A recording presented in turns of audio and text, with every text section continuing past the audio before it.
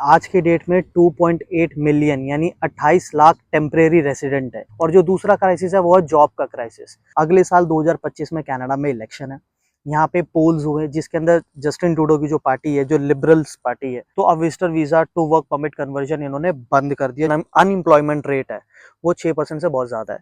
तो अगर आपके पास ये तीनों रिक्वायरमेंट पूरी हो रही है तो आपको वर्क परमिट एक्सटेंशन 2 साल का देंगे। मैं आपको गाइस एक गारंटी दे सकता हूँ कि पीआर के अंदर बहुत डिफिकल्टीज और बहुत बड़े चेंजेस आने वाले हैं। हाय गाइस, मेरा नाम है पवन और आप देख रहे हैं पाविका कनाडा। आज की वीडियो में हम बात करने वाले हैं कनाडा के अंदर जो इमिग्रेशन में चेंजेस अभी हो रहे हैं और जो चेंजेस इस साल होने वाले हैं। तो ज़्यादा टाइम ना वेस्ट करते हैं, चलिए शुरू करते हैं।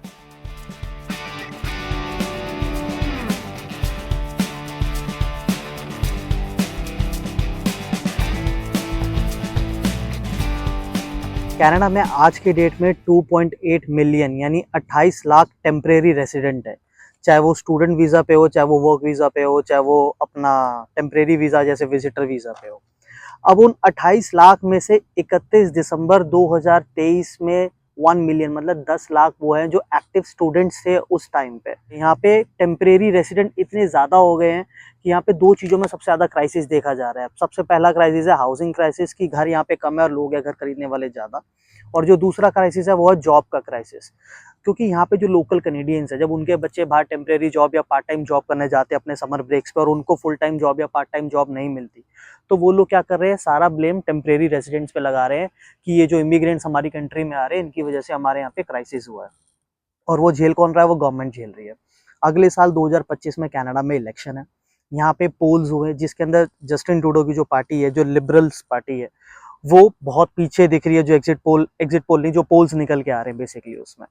तो अब उनको काम करना पड़ेगा और उसके लिए जो जस्टिन ट्रूडो और उनके जो इमिग्रेशन जो उनके मिनिस्टर है मार्क मिलर, उन्होंने कुछ ऐसे चेंजेस अभी हाल ही में करे हैं जो कि हम लोगों के लिए अच्छे चेंजेस नहीं है, मतलब इमिग्रेंट्स के लिए बहुत अच्छे चेंजेस नहीं है। एक बार उनको डिस्कस कर लेते हैं। पॉइंट नंबर 1 जो अभी 2024 में इन्होंने शुरू करा है, सबसे पहले इन्होंने स्टूडेंट वीजा पे कैपिंग कर दिया। आप सबको पता होगा 2023 में लास्ट ईयर इन्होंने 5,28,825 स्टूडेंट वीजा अप्रूव करे थे सिर्फ 2023 के अंदर। उसकी लिमिट इन्होंने पर ईयर की अब कम करके 3,60,000 कर दिया, जो कि 2024 की लिमिट है। पूरे कनाडा की मैं बात कर रहा हूँ। तो यहाँ पे इन्होंने स्टूडेंट के नंबर पे रिडक्शन कर दिया। दूसरा जो इन्होंने काम करा वो करा जीआईसी वाला।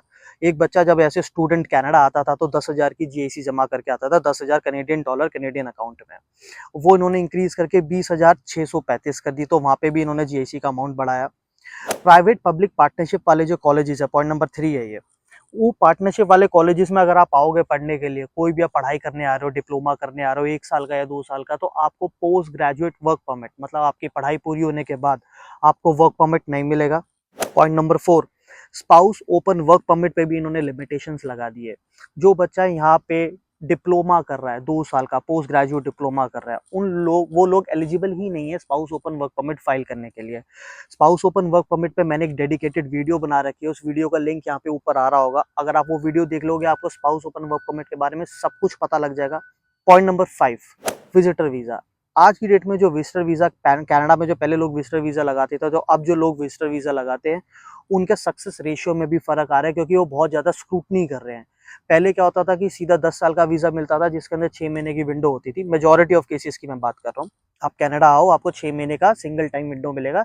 आप 6 महीने में कंट्री एग्जिट करके दोबारा में कंट्री में आ सकते थे। अब क्या हो रहा है बहुत सारे लोगों के साथ, वो एयरपोर्ट पे जब लैंड करते हैं तो उनको 10 दिन का, 15 दिन का, 20 दिन का, महीने भर का ही वीजा दिया जा रहा है। 6-6 महीने के वीजा नहीं दिए जा रहे। ये मेजॉरिटी लोगों के साथ नहीं हो रहा, लेकिन कुछ लोगों के साथ होना शुरू हो गया है। तो विजिटर वीजा पे भी इन्होंने कैपिंग कर दी। उसके बाद आ गया close work permit for visitor visa people. अब इन्होंने जो अभी जो हाल ही में किया है, जो सबसे ज्यादा अभी हॉट टॉपिक चल रहा है, लेटेस्ट जो पिछले 10 दिन में हुआ है, जो लोग यहाँ पे विजिटर वीजा पे कनाडा आते थे, वो विजिटर वीजा पे आने के बाद यहाँ पे जॉब ढूंढ लेते थे या कोई जुगाड़ करके वर्क परमिट पे कन्वर्ट करवा लेते थे अपने विजिटर वीजा को। अब वो कैसे करवाते थे उसकी डेप्थ में तो नहीं जाएंगे, लेकिन जो कि मुझे भी गलत लगता था कि ये गलत तरीका है कि आप यहाँ पे विजिटर की उस पे आ रहे हो, उसके बाद आप उसको वर्क परमिट पे कन्वर्ट करवा रहे हो। अब इन्होंने क्या करा है, अगर आप यहाँ पे विजिटर वीजा पे आ रहे हो तो आपको वर्क परमिट इन कनाडा मिलेगा ही नहीं। अगर आपको वर्क परमिट अप्लाई करना है, आपको कनाडा से बाहर जाना पड़ेगा, उसके बाद वर्क परमिट अप्लाई करना पड़ेगा। तो अब visitor visa to work permit conversion इन्होंने बंद कर दिया, जो कि एक बहुत बड़ा चेंज है। पॉइंट नंबर 7 हमारा आ जाता है, जो इन्होंने LMIA पे अब लिमिट लगा दी है। तो मैं आपको एक एग्जांपल के साथ बताता हूँ। अगर एक कंपनी है, उसके अंदर 100 लोग काम कर रहे हैं, तो उन्होंने 10% की कैपिंग लगा दी है। मतलब अगर एक कंपनी की वर्किंग कैपेसिटी 100 एम्प्लॉइज की है, तो 10 से ज्यादा वो LMIA इशू नहीं कर सकते। पहले ये कैपेसिटी 30% थी, इन्होंने 30 से कम करके 20% की थी, और 20% अब इन्होंने कम करके इसको 10% कर दिया है। अब एक और चीज जो इसमें बहुत इंपॉर्टेंट ऐड करी है, अगर कोई भी इंप्लॉयर, मतलब कोई भी कंपनी अगर किसी वर्कर को, किसी भी बंदे को LMIA देती है, तो उनको ये प्रूव करना पड़ेगा कि उनके एरिया में जो एम्प्लॉयमेंट रेट है, अनएम्प्लॉयमेंट रेट, वो 6% से कम है। अब कनाडा के मेजॉरिटी ऑफ शहरों में जो अनएम्प्लॉयमेंट रेट है वो 6% से बहुत ज्यादा है। तो अगर कोई एम्प्लॉयर किसी एम्प्लॉय को, किसी बंदे को LMIA दे रहा है, तो वो उसको ये दिखाना पड़ेगा गवर्नमेंट को कि उसका जो रीजन है, जैसे मैं विंडसर ओंटारियो में रहता हूँ, तो विंडसर ओंटारियो में अगर कोई एम्प्लॉयर मुझे LMIA दे रहा है, तो उसको दिखाना पड़ेगा कि विंडसर का जो अनएम्प्लॉयमेंट रेट है वो 6% से कम है। और इसके बाद इन्होंने एक और चीज जो करी है, वो करी है LMIA की जो वैलिडिटी है वो सिर्फ 1 साल की रह गई है। पहले LMIA 2 साल के लिए वैलिड होती थी। अब LMIA में आपको बता दूं क्या होता है, basic labour market impact assessment. यार ये कोई PR की गारंटी नहीं होती। LMIA सिर्फ और सिर्फ एक ऐसी चीज होती है जिससे आपके CRA स्कोर में 50 पॉइंट्स ऐड होते हैं और आपको एक जॉब मिल जाती है, जो कि close work permit kind of चीज होती है। तो वो 50 पॉइंट आपके CRS में ऐड कर दिया, वो आपको PR दिलवाने की कोई गारंटी नहीं देती है। उसके बाद पॉइंट नंबर 8 जो इन्होंने चेंजेस करे वो करे PNP के अंदर। आप सभी को भी दिख रहा होगा कि जितने भी कनाडा में PNP चल रहे, चाहे वो अल्बर्टा PNP हो, चाहे वो अटलांटिक के प्रोविंसेस में PNPs हो, सारे PNP पे या तो पॉज लगाया जा रहा है, या उनको टेम्परेरी बंद किया जा रहा है, या वो अपनी लिमिट ऑलरेडी रीच कर गए हैं। तो PNP भी बहुत ज्यादा स्लो हो गया है, PNP के थ्रू PR होना भी बहुत ज्यादा मुश्किल हो चुका हुआ है। Point number 9, post graduate work permit पे चेंजेस अभी तक हुए नहीं है, लेकिन ये मेरा पॉइंट मैं इसमें ऐड कर रहा हूँ, ये फ्यूचर में होंगे।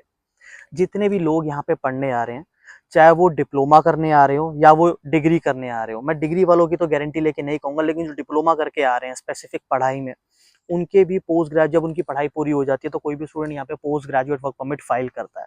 जब वो अपना post graduate work permit file करेंगे, उनके भाई वर्क परमिट पे भी चेंजेस आने वाले हैं। ये जो चेंजेस है ये साल के एंड में, मैंने पहले भी इसके बारे में एक वीडियो बना रखी है, उस वीडियो का लिंक यहाँ पे ऊपर आ रहा होगा। वो थोड़ा सा अभी हॉट टॉपिक नहीं चल रहा, क्योंकि अभी वो है नहीं, लेकिन वो होने वाला है बहुत जल्द, दिसंबर जनवरी फरवरी में आ जाएगा वो। उसके अंदर कुछ वो या तो कैटेगरी बेस करेंगे कि अगर आपने ये पढ़ाई कर रखी है तो हम आपको पोस्ट ग्रेजुएट वर्क परमिट देंगे, या अगर आपने इस कॉलेज से पढ़ाई कर रखी है तो नहीं देंगे, इस यूनिवर्सिटी से पढ़ाई करी है तो देंगे।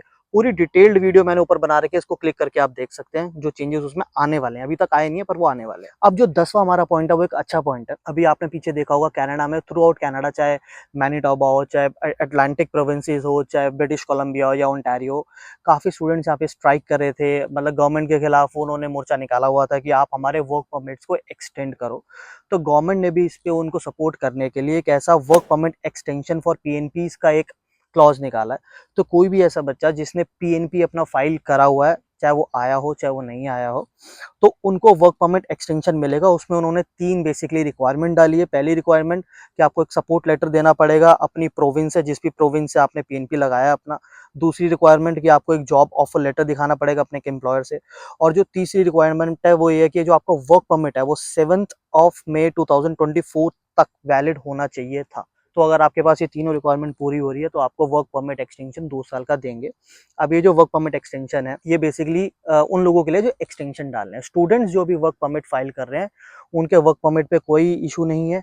स्पाउसेस जो अपना वर्क परमिट एक्सटेंशन फाइल कर रहे हैं उनके वर्क परमिट एक्सटेंशन पे कोई इशू नहीं है, ये उनसे रिलेटेड नहीं है। अब ये तो हो गए वो 10 पॉइंट जो अब तक एक्टिवेट हो चुके हुए हैं, एक पॉइंट को छोड़ के, जो कि स्टूडेंट्स के लिए पोस्ट ग्रेजुएट वर्क परमिट वाला है, जो कि होने ही वाला है। अब मार्क मिलर भाई साहब ने अभी एक इंटरव्यू दिया जिसमें उन्होंने बोला कि वो परमानेंट रेसिडेंसी का जो प्रोसेस है उसमें भी चेंजेस करने वाले हैं। और वो चेंजेस कॉस्मेटिक चेंजेस नहीं होंगे, छोटे मोटे चेंजेस नहीं होंगे, बड़े चेंजेस होने होंगे। मैं आपको गाइज एक गारंटी दे सकता हूँ कि PR के अंदर बहुत डिफिकल्टीज और बहुत बड़े चेंजेस आने वाले हैं। बहुत बड़ा बम अभी फटने वाला है। नए PR के प्लान्स अगले 2 महीने में आ जाएंगे। जनरली फॉल में आ जाते हैं अगले 3 साल के लिए। अगले साल इलेक्शन है, मैं दोबारा बोल रहा हूँ। किसी भी कंट्री में जब इलेक्शन होते हैं तो वहाँ की गवर्नमेंट बहुत एक्टिवली काम करती है भाई, क्योंकि उनको वोट तो यहाँ के सिटीजन्स ही देंगे ना, परमानेंट रेसिडेंट भी वोट नहीं देता, वोट सिटीजन ही देंगे। इनको अपने सिटीजन्स को खुश रखना है, जो कि गवर्नमेंट की आउटमोस्ट प्रायोरिटी होती है, वो अपनी जगह एकदम सही है। तो पीआर के नए प्लान्स इस फॉल में डिस्कस हो जाएंगे। अपना जो पीआर है वो अच्छे से आप प्रोसेस करो, अच्छे से दिमाग लगा के फाइल करो, क्योंकि कनेडियन एक्सपीरियंस क्लास की जो लास्ट पीआर सीआरएस स्कोर गया था वो गया था 507, जो 27 अगस्त को अभी हुआ है 507। और फॉरेन स्किल्ड मतलब जो जनरल कैटेगरी है फॉरेन स्किल्ड वर्कर वाली, उसके अंदर गया है 529 सीआरएस स्कोर।